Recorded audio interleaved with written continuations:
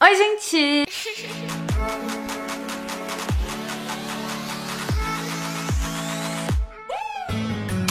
J'espère que vous allez bien. Aujourd'hui on se retrouve pour une nouvelle vidéo et on se retrouve pour une vidéo sur Cara Delevingne. Tout ce qui se passe en ce moment, le fait qu'il y a des vidéos d'elle qui ont tourné où elle a l'air complètement sous influence de drogue. Tout ça, et c'est très inquiétant, ses proches s'inquiètent, sa famille s'inquiète pour elle. Et je vais donc vous amener toutes les polémiques de Cara. Mais avant que cette vidéo commence, n'oubliez pas que je vous ai sorti une JVDT sur Cara dimanche, donc il y a quelques jours, où je vous parle un peu plus de son enfance, ses difficultés avec tout ce qui concerne les drogues par exemple, et également de son parcours, et c'est assez important pour comprendre les actions qui ont suivi, donc je vous conseille de regarder cette vidéo avant de commencer celle-ci. Et on va donc attaquer. N'oubliez pas de vous abonner parce que pour les 400K il y aura une semaine de JVDT, à la fin de la vidéo de liker la vidéo si elle vous aura plu, et on attaque. Les polémiques les plus croustillantes que j'ai trouvées vont commencer en 2015 et la première ça va être quand Cara va être accusée d'avoir volé l'idée d'une petite marque féministe. Tout est parti d'un post Instagram, donc c'était une photo d'elle et une amie à elle, Mannequin, où elles portent toutes les deux ensuite avec le message The future is female. Et par la suite, elle va dire, beaucoup d'entre vous m'ont demandé où se procurer mon suite. Faut savoir que j'ai décidé de les mettre en vente et tous les revenus iront à Girl Up. On est d'accord? C'est super bien, les revenus vont être versés à une cause, tout ça. Mais dans les commentaires, les gens vont très vite s'énerver, ça va arriver très vite, et l'accuser de plagiat et de vol. Revenons un petit peu en arrière, elle avait été photographiée utilisant ce t-shirt la première fois à Paris en octobre, donc l'année d'avant. Peu de temps après, sa petite amie a également été vue en train de le porter. Et en novembre, le New York Times ont carrément publié un article en expliquant que le premier t-shirt de ce slogan avait été créé par une librairie féministe historique à New York. Pour vous dire donc que c'est une création qui date, puisque la photo elle a été prise en 1975. C'est littéralement l'année où ma mère elle est née. Sur Instagram, ça va être la marque qui a acheté les droits de la création de ce slogan qui vont prendre la parole, donc c'est la marque Other White. Dans la description, ils vont dire qu'ils ont créé la marque avec donc l'accord de l'artiste, donc Lisa Cowan, et ils vont dire les produits dérivés du slogan sont protégés par une licence.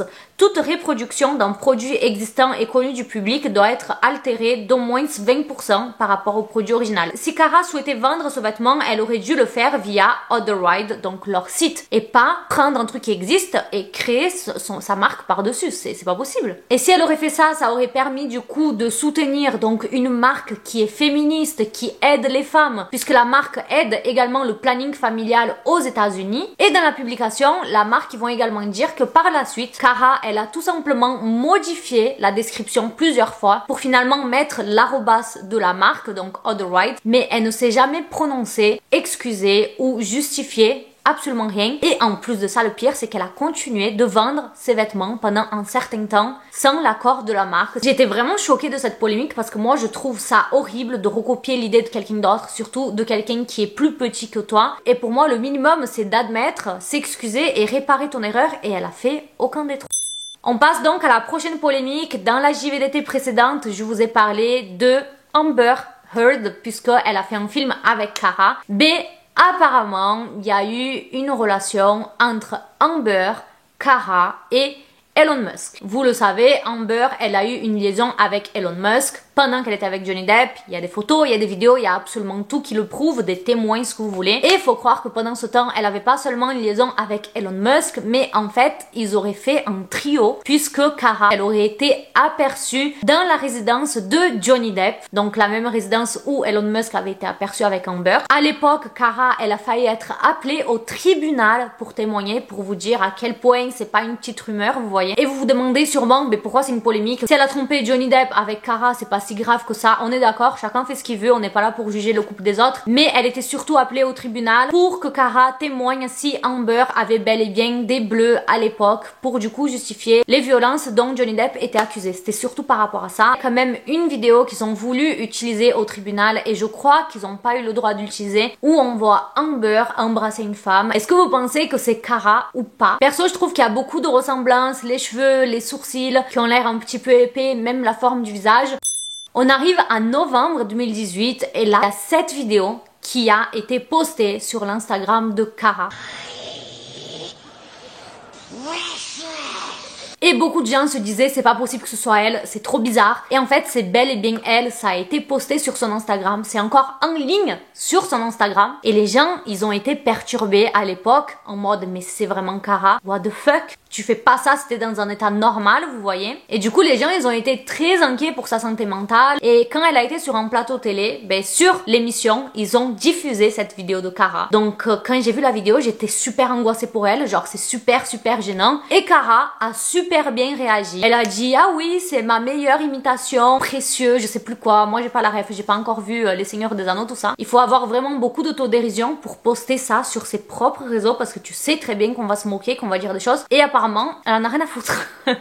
Également la même année, Cara, elle va faire beaucoup parler d'elle quand elle va se prononcer sur le Coachella. Elle avait dit plusieurs fois qu'il fallait boycotter le Coachella, qu'elle irait pas au Coachella puisque le propriétaire soutenait des associations anti-LGBT et il était également pro-armes et Cara, elle, ça passait pas du tout. Sauf que pendant le Coachella, elle se retrouvait à parler de Coachella et surtout à complimenter la performance de Beyoncé pendant le Coachella. Elle a écrit sur son Instagram: j'ai eu les larmes aux yeux et des frissons dans le corps entier en regardant cette prestation de Beyoncé, surtout lorsque les Destiny Child sont apparus ensemble. Les gens ils vont très vite dire qu'elle était hypocrite, que certes elle a pas été à Coachella, mais elle était quand même en train de le regarder à distance et en plus elle était en train de faire de la pub indirectement et elle va très vite prendre la parole sur Instagram en disant: j'ai le droit de m'en prendre à cet homme et à son festival et de montrer en même temps mon amour pour une artiste. Ce n'est pas parce que j'aime Beyoncé que j'aime Coachella, je n'irai quand même pas.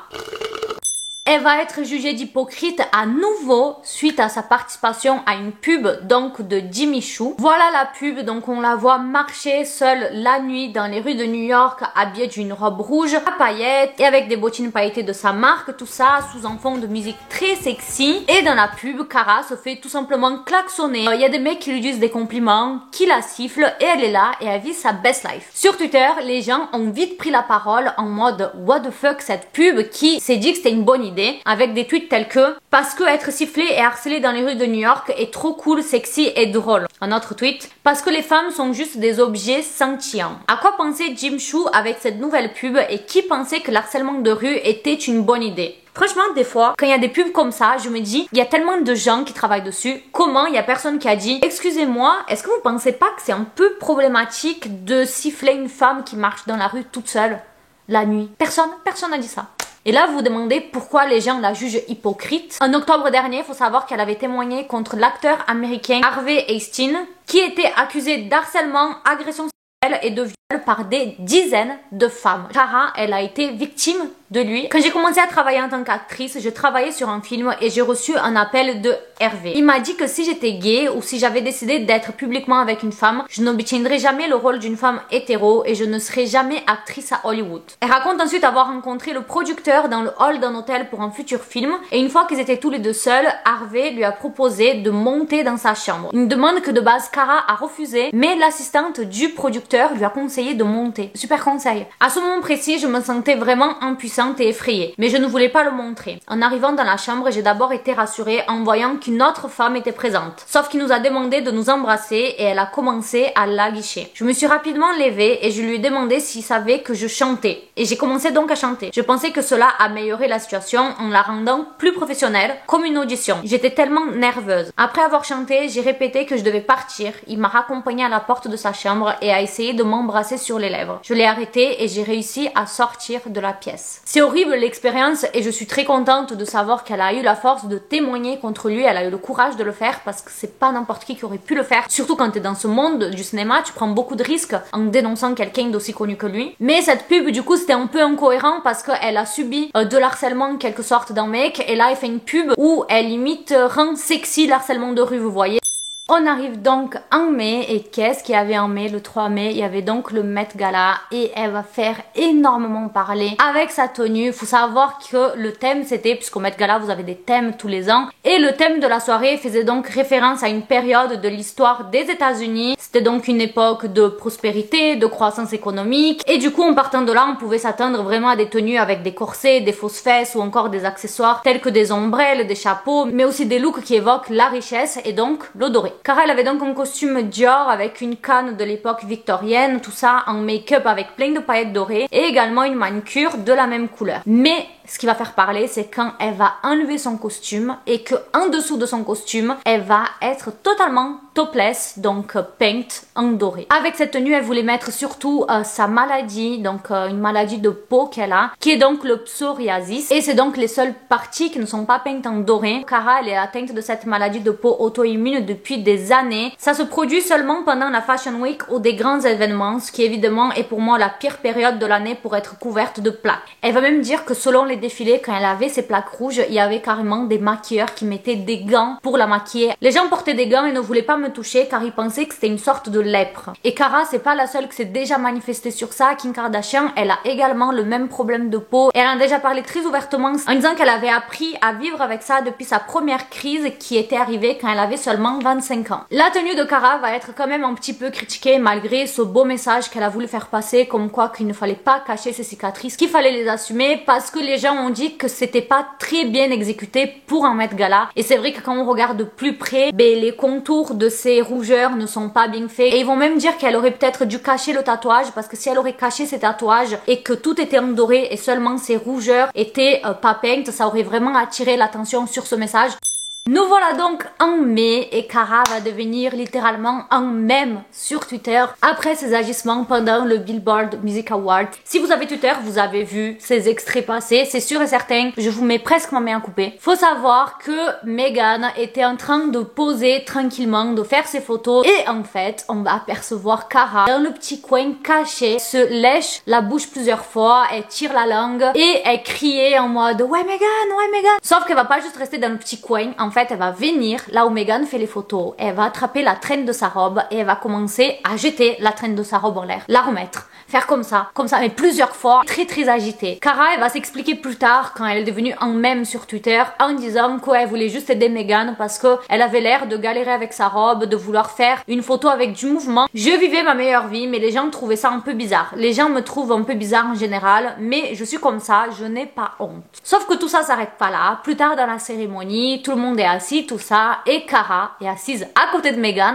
et devant elle il y a Doja Cat. Et pareil sur Twitter il y a un extrait qui va énormément tourner où on voit Doja Cat et Meghan en train de parler et Cara qui arrive dans la conversation comme ça, vous voyez, et qui commence à donner son avis alors que personne l'a appelé à la conversation. Cara, elle faisait des grimaces, elle tirait la langue en mode comme ça, mais des trucs très bizarres, vous voyez. Et ce qui va confirmer qu'elle avait l'air un petit peu saoulée, c'est que le lendemain, elle va mettre une photo sur son Insta et qu'est-ce qu'elle a fait? Elle a découpé Cara de la photo. Et les gens ont trouvé qu'elle avait l'air d'être un petit peu intrusive, quoi. Regardez qui c'est qui est là. Oh yo yo yo yo yo yo.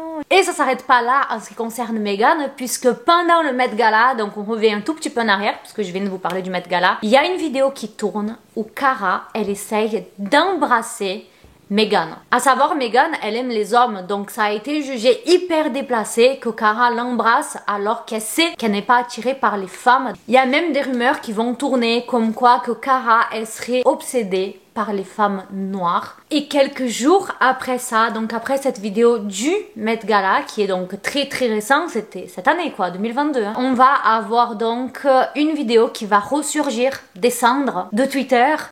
Et c'était donc une vidéo pendant Halloween de l'année dernière. Et c'est une vidéo très gênante où on voit Cara qui monte sur scène pendant le concert d'une rappeuse, une chanteuse, et elle lui lèche la jambe entière, genre sans pression. C'était donc le concert de Azealia Banks. La chanteuse du coup va être interrogée sur les agissements de Cara, est-ce que ça l'a dérangé ou pas, et on va surtout lui parler de cette obsession que Cara avait pour les femmes noires, et Azealia va tout démentir. Cara n'a pas d'obsession pour les femmes noires, c'est cette haute société anglaise pleine de fausses blanches jalouses qui n'ont jamais été aussi charismatiques qu'elle, qui essayent de la saboter dans tous les sens. Elle va aussi dire qu'elle était très proche de Cara et qu'en fait Cara elle avait fait ça pour rigoler, qu'elle avait aucun problème avec ça, donc la seule personne qui doit dire quelque chose c'est elle et pas tous les gens sur internet. Il y a eu de nombreuses fois où je cachais Cara dans mon appartement pendant des jours, à la fois pour m'assurer qu'elle avait un peu de sommeil profond et de la vraie nourriture et surtout qu'elle n'était pas simplement jetée parmi les loups comme ça. Je pense qu'elle est devenue comme moi, tellement habituée à ce qu'on dise qu'on est une mauvaise personne qu'elle a commencé à croire ces choses sur elle-même. Cara et moi avons juste fait des trucs normaux comme s'habiller comme des sirènes, fumer des joints et faire des siestes ensemble. Et là les gens sur Twitter quand ils vont voir cette vidéo en question, ils vont être choqués parce qu'ils vont faire le rapprochement avec une interview de 2021 de Julia Fox. Puisque pendant un de leurs podcasts, elle et sa co-animatrice Nikki Takesh ont discuté de leur étrange rencontre avec la mannequin Cara Delevingne. Elles vont dire qu'elles étaient toutes les deux présentes à cette soirée et qu'il y avait la chanteuse qui chantait tout ça, et quand elles ont regardé sur le coin de la scène, elles voient quelqu'un qui essaye à tout prix de monter sur scène complètement hystérique. Elles pensaient que c'était une fan, mais elles se sont regardées toutes les deux, elles ont dit mais c'est pas Cara Delevingne, en mode choquée. On a direct remarqué qu'elle avait l'air complètement perdue et pas dans son état normal. Elle a essayé de passer la sécurité plusieurs fois avant de réussir. Elle est montée sur scène pendant que Banks se produisait et lui a même volé son micro. Et elle va dire que ça, personne ne le savait parce qu'il y a juste la vidéo où elle lui lèche la jambe. Mais Julia Fox va dire que elle a tout filmé. Donc vraiment, j'étais choquée que finalement les stars fassent des trucs comme ça en mode elles ont filmé une autre star en train de faire une dinguerie, vous voyez. Elle va dire que contrairement à ce que Azalia a dit, donc la chanteuse, elle avait pas l'air du tout d'accord avec ce qui se passait. Elle était clairement saoulée et elle a même repris le micro à Cara en mode vas-y, laisse mon moment et bouge quoi. Parlons donc des dernières vidéos qui ont tourné, qui est clairement la raison pour laquelle vous m'avez harcelé de messages pour faire cette JVDT. Et je rigole alors que c'est pas du tout drôle, c'est loin de là. C'est donc les vidéos de Cara totalement dans un état second. On voit clairement que, on va pas se mentir, elle est clairement défoncée. Et c'était des vidéos donc dans un aéroport et ensuite en bas de son hôtel ou en bas de chez elle, je saurais pas vous dire. Et c'était donc le 7 septembre, c'était il y a 2 semaines de ça. En ce qui concerne l'aéroport, on voit qu'elle est très stressée, elle monte de l'avion, elle descend de l'avion, elle a l'air perturbée, très agitée. Vraiment, on voit, c'est super triste, mais on voit qu'elle est pas dans un état normal. Et on le voit parce qu'elle est très, comme je vous ai dit, agitée. Et ça, c'est clairement le premier signe de soit quelqu'un qui est sous influence de drogue, ou soit de quelqu'un qui est en manque. Elle devait embarquer à bord du jet privé de Jay-Z, mais elle est finalement ressortie 45 minutes plus tard, incapable de prendre l'avion. Mais le pire du pire pour moi, ça va être vraiment la deuxième vidéo, donc c'est celle que vous avez sur l'écran, où on la voit essayer de sortir une valise d'une voiture. On voit qu'elle est en chaussettes, elle a une apparence un peu négligée, elle s'agite de partout pendant qu'elle est au téléphone, elle arrive vraiment pas à rester calme, elle s'assoit plusieurs fois par terre, elle se relève, elle a même du mal à caresser son chien pour vous dire. Et franchement, en voyant ces images, ça m'a fait clairement penser à la JVDT de la mannequin brésilienne qui est devenue sans abri après être tombée dans les drogues. C'est vraiment le même comportement, la même gestuelle, vous voyez. Et vraiment, regardez comment elle marche, elle n'arrive pas à tenir en place, elle tourne sur elle-même, c'est vraiment flippant et physiquement, elle est irréconnaissable, vraiment. La vidéo, bien sûr, dès qu'elle est sortie dans les médias, ça a fait beaucoup parler parce que ça choque quand même de voir une personne être dans un état comme ça. Le Daily Mail vont dire qu'après cette vidéo, elle ne s'est pas présentée à un événement qui était la sortie de sa propre marque. Et elle était absente aussi aux Emmy Awards malgré la présence de tout le casting de la série Only Murders in the Building, qui était une série dont elle faisait partie. Il y a des photos qui vont tourner aussi de son amie Margot Robbie, qui était sa partenaire dans le film Suicide Squad, où elle arrivait dans la maison de Cara avec une trousse de toilette et d'autres choses dans les mains, et on la voit ensuite ressortir. Et les médias ont commencé à dire que quand elle est sortie, elle pleurait. Selon TMZ, Margot et même d'autres amis ont supplié Cara pour qu'elle suive immédiatement un programme comprenant une thérapie mentale et un traitement contre la toxicomanie. Et elles ont même dit ouvertement plusieurs fois que Cara, elle était pas bien. Il y avait une source anonyme qui avait dit elle se bat contre des choses qui sont bien plus graves que l'utilisation de ces substances en question. Margot et Cara étaient en Espagne ensemble donc en août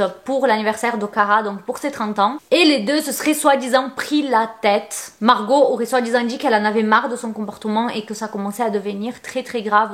Je tourne cette vidéo donc le 22 septembre et c'est vraiment les dernières nouvelles que j'ai. On n'a pas aperçu Cara à nouveau depuis cette vidéo en question qui était quand même le 7 septembre. C'est vraiment la preuve que l'argent fait pas le bonheur finalement. Heureusement, il y a des stars qui arrivent à s'en sortir. On a vu Demi Lovato, on a vu Justin Bieber qui ont plongé là-dedans mais qui ont réussi à aller un peu mieux. Mais on a aussi vu des stars comme Mac Miller par exemple qui a plongé là-dedans et qui a pas réussi à en sortir puisqu'il est décédé d'une overdose. J'espère juste que ça ira mieux et que ses proches arriveront à la mettre dans une clinique parce que là je pense qu'elle a plus la volonté pour rien faire, elle est clairement plus dans un état de prendre des décisions. Donc on verra par la suite. Si jamais il y a des updates, je vous les mettrai dans les commentaires au fur et à mesure. Dites-moi quand même qu'est-ce que vous en pensez dans les commentaires, si la vidéo vous a plu, même si c'est compliqué qu'elle vous plaise parce qu'il y a quand même pas mal de choses tristes. N'oubliez pas quand même de liker, ça aide énormément, de vous abonner et je fais plein de bisous. Bisous, ciao.